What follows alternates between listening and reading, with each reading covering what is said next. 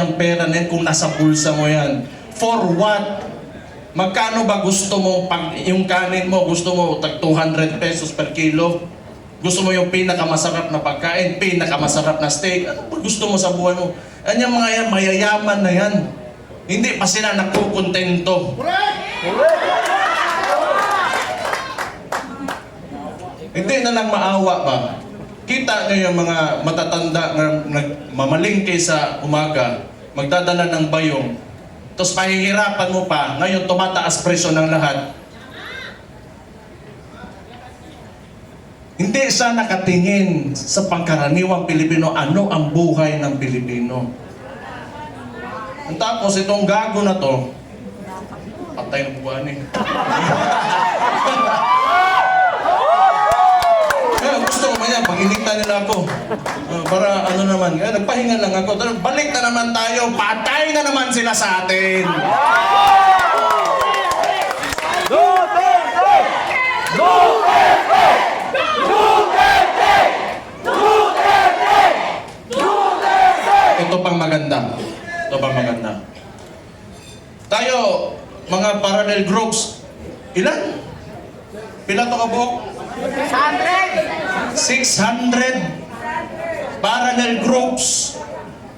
Anong sinabi ng Vice Presidente? Siya ay tatakbong presidente, kumilos na tayong lahat.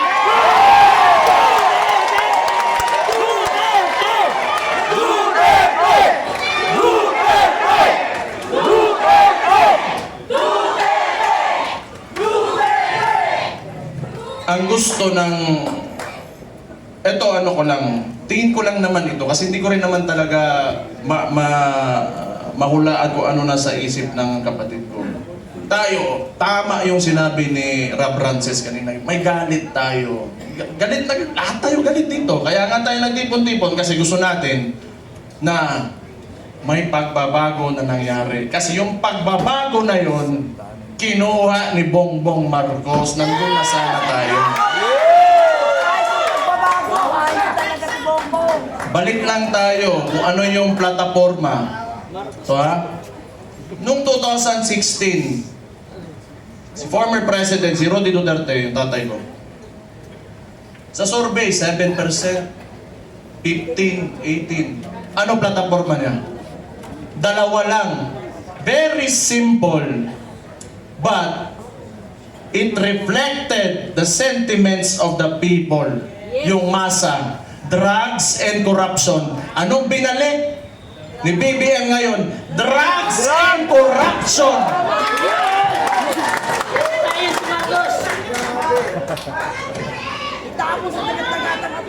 Sabi ng kapatid niya, hindi ako yun ha.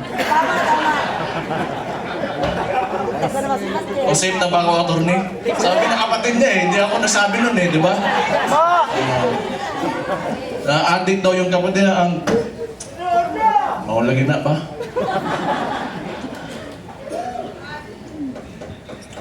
Hindi, tama naman yun. Kailangan optimistic tayo. Kailangan well-organized tayo. Andito tayo lahat. At mahalaga sa lahat, unified tayo. Yung may mga differences tayo kasi lahat tayo mayayabang May mga ugali yung mga DDS Diba? Kalimutan mo na natin yun. Tanawa, ang bugiro yung mga buwang.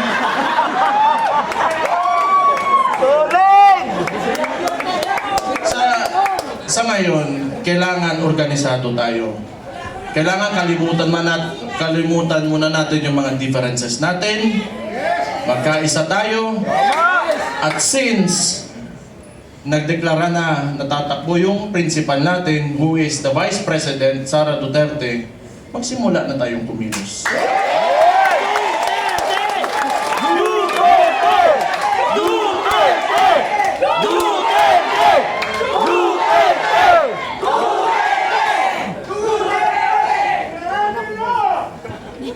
Una, hindi atin ang mainstream media. Yan ang pinakamalaking, pero wala naman di maniwala na sa kanila ngayon. If you are biased ka towards the article or the headline, you will support that headline. yung ano lang, traditionally, sanay kasi yung Pilipino na, or yung, not really the Filipinos only, but the entire world, they look up to the mainstream media kasi yun yung historically, yun talaga yung ginagamit na source of information. But we all know na it can be manipulated. And it is, now, it is very well manipulated by... No, I do not blame them. May iba na talaga na talagang rabid na anti-Duterte ng mga tulad ng Rappler. Pero yung iba kasi talaga, wala yan. Matatakot talaga yan sa gobyerno. Kasi yung gobyerno, yung negosyo mo, lalapitan ka lang yan. Lalapitan ka lang ng BIR, ng ipapasarado ka, takutin ka. I know this because a lot of individuals in Davao, businessmen, were even afraid to come near me. Kasi pag manalaman ng administrasyon na yan, ni Bangag, ika-cut off, pahihirapan, gamitin yun. The bureaucracies of government have been weaponized by this administration. So intindihin na natin yun. Intindihin na natin yun. What we can do is, we go back to the roots, we campaign for our candidate. Wala rin naman tayo, kasi hindi rin naman tayo papansinin ng mga mainstream media because, lahat, masang Pilipino man tayo. So we do what we do best. 2016, anong ginawa nyo? Walang campaign materials na mabibigay yung tatay ko. Anong ginawa nyo? Kayo gumawa sa sako. Then this will be 2016 all over again. Let's reclaim the country and give it back to the people.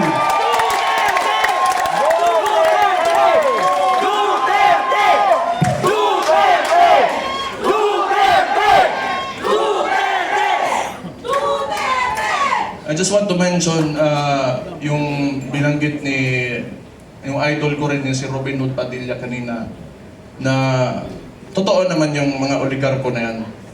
They are in control. Walang nawawalang oligarko sa buong mundo. Lahat ng nations in the entire world have oligarchs. Ito lang naman talaga. Kontrolado ba ng mga oligarko yung namumuno ng bansa? Yun ang mahirap. Ang kailangan natin, they have to be separate so that yung leader of that country can protect the people from exploitation of these oligarchs. Yes! Kaya hanggang ngayon ayaw pa rin nila sa amin dahil binangga yan, walang iba kundi si Rudy Duterte lang.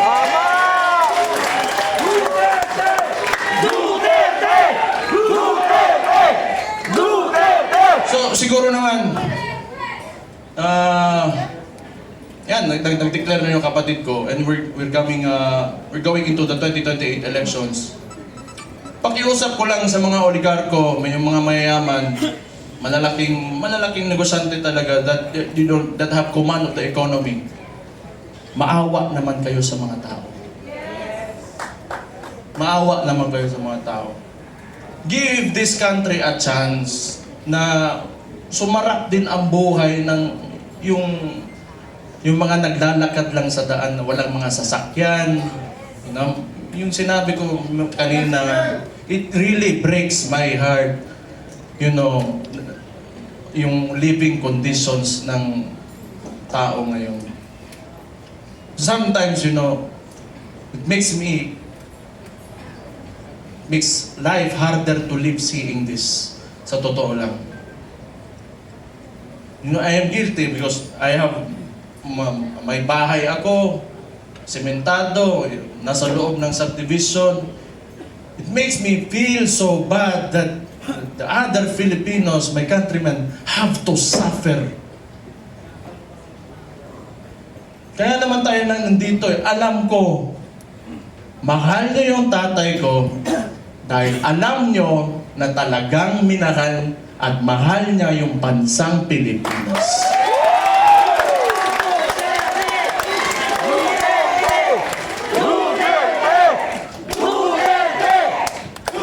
We have to, turn this around. We have to make this country turn around. Hindi pwedeng ganito. Andun na tayo. Alam ko, kahit yung tatay ko nasa Netherlands, binigay sa mga dayuhan. Alam ko nandito pa rin kayo kasi naniniwala kayo, pinakita ni Rodi Duterte na kaya pala natin angatin natin ang ating bansa. You know what? Kayo lahat mga Pilipino, do not settle for this. You deserve better. You deserve better. Sinasabi ko sa inyo, you deserve better. Kaya, be optimistic, maniwala kayo na we can take our country to greater heights. Sinasabi ko sa inyo, alam nyo na eh. Kaya nga nandito kayo.